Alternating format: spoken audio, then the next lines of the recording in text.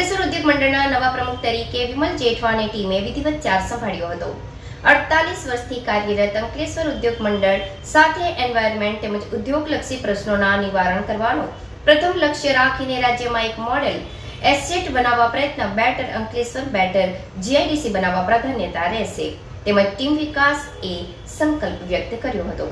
અંકલેશ્વર ઉદ્યોગ મંડળની મેનેજિંગ કમિટીની ચૂંટણીમાં વિકાસ પેનલે મોટી જીત મેળવી હતી। 20મી જૂને યોજાયેલી ચૂંટણીમાં વિકાસ પેનલ કુલ 10 બેઠકોમાંથી 8 બેઠકો પર કબજો જમાવ્યો હતો। આજ રોજ અંકલેશ્વર ઉદ્યોગ મંડળની બેઠક યોજાઈ હતી, જેમાં મેનેજિંગ કમિટીના હોદ્દેદારોના નામની જાહેરાત કરવામાં આવી હતી।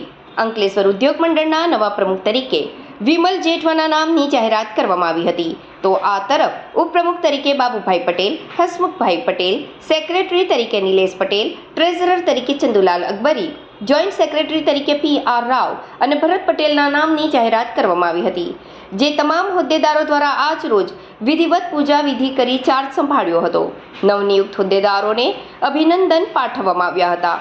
અંકલેશ્વર ઉદ્યોગ મંડળના નવનિયુક્ત પ્રમુખ વિમલ જેઠવા લાયન્સ ક્લબ સાથે વર્ષોથી સંકળાયેલા છે અને હાલમાં તેઓ લાયન્સ સ્કૂલના ટ્રસ્ટી છે। આ ઉપરાંત અગાઉ તેઓ અંકલેશ્વર ઉદ્યોગ મંડળીના સેક્રેટરી પણ રહી ચૂક્યા છે, ત્યારે તેઓ વહીવટનો બહોળો અનુભવ ધરાવે છે।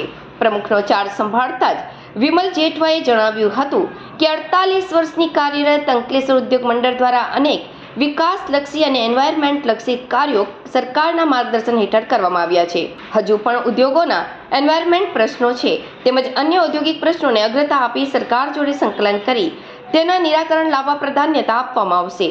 વધુમાં રાજ્યમાં અંકલેશ્વર ઇન્ડસ્ટ્રીયલ એસેટને એક મોડેલ એસેટ બનાવવા સાથે અંકલેશ્વર જીઆઈડીસી અને રહેણાંકના પ્રશ્નોનું નિરાકરણ કરી ડેવલપમેન્ટ સાથે એક બેટર અંકલેશ્વર બેટર જીઆઈડીસી બનાવવામાં તમામ સહયોગ આ દિશામાં આગળ વધવા અમલીકરણ કરવામાં આવશે। નમસ્તે।